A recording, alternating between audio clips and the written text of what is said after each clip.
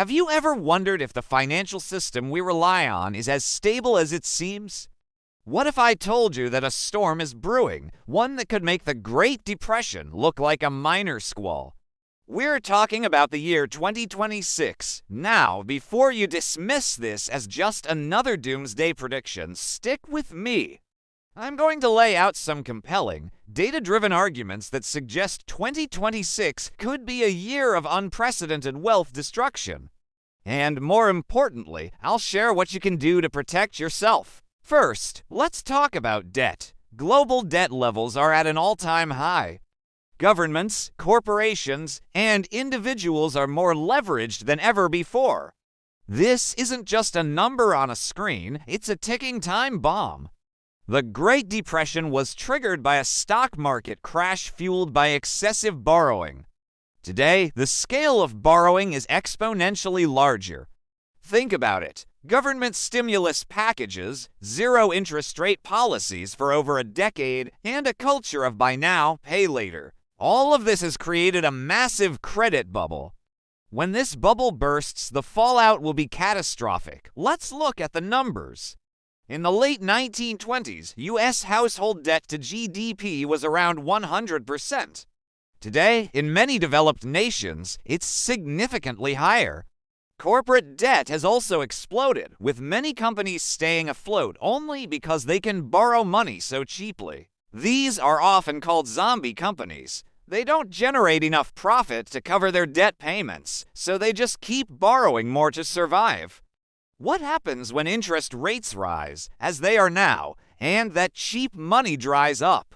They collapse, leading to mass layoffs and a domino effect across the economy. The second major factor is demographic change. We're facing a demographic cliff.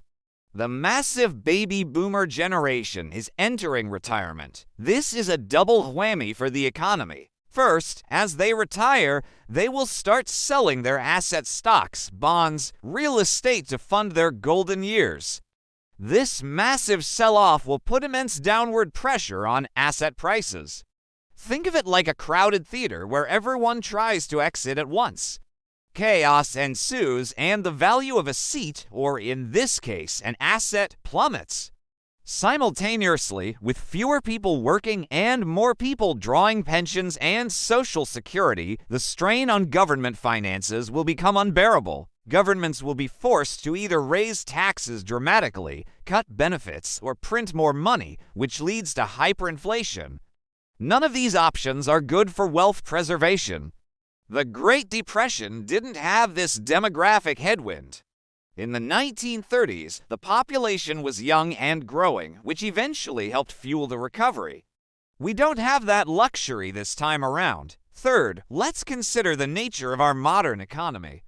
It's incredibly complex and interconnected. A crisis in one part of the world can spread like wildfire. We saw a glimpse of this in 2008 with the collapse of Lehman Brothers. A problem in the U.S. subprime mortgage market nearly brought down the entire global financial system. Today, the interconnections are even deeper. Think about supply chains. A disruption in one country can halt production in another. The financial system is even more intertwined. The derivatives market, a web of complex financial baits, is estimated to be in the quadrillions of dollars. A significant default could trigger a chain reaction that dwarfs what we saw in 2008. Unlike the 1930s, where economies were more localized, our globalized world means there's nowhere to hide. During the Great Depression, some countries were less affected than others. In 2026, a major financial crisis will be a truly global event, impacting everyone, everywhere. The speed at which this can happen is also terrifying. In the age of high-frequency trading and digital bank runs, wealth can be wiped out in a matter of hours, not weeks or months. So, what does this perfect storm of debt, demographics, and interconnectedness mean for you? It means that the traditional ways of building and preserving wealth might not work anymore. Simply owning stocks and bonds, the classic 60/40 portfolio, could be a recipe for disaster. When both stocks and bonds are in a bubble, they can fall at the same time. We saw this happen in 2022. Real estate, often seen as a safe haven, is also vulnerable. If mass unemployment hits and interest rates remain high, the housing market could face a severe correction. This isn't about fear-mongering. It's about being prepared. Awareness is the first step.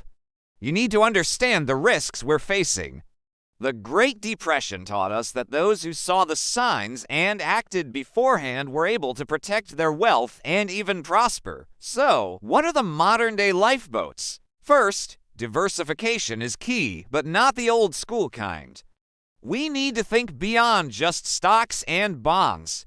Consider assets that are not tied to the traditional financial system. Physical assets like gold and silver have been a store of value for thousands of years. They act as insurance against currency devaluation and financial chaos. When trust in paper money and financial institutions erodes, people flock to tangible assets. Second, think about skills. Your ability to earn an income is your most valuable asset. In a downturn, having a resilient skill or a side business that can thrive in any economic environment is invaluable. Can you provide a service that people will always need, regardless of the economy? Think about things like home repair, healthcare, or food production. Becoming more self-reliant is a powerful form of wealth preservation. Third, manage your personal debt. In a world drowning in debt, being debt-free is a superpower. Pay down high-interest loans, avoid taking on new liabilities, and build up a solid cash emergency fund.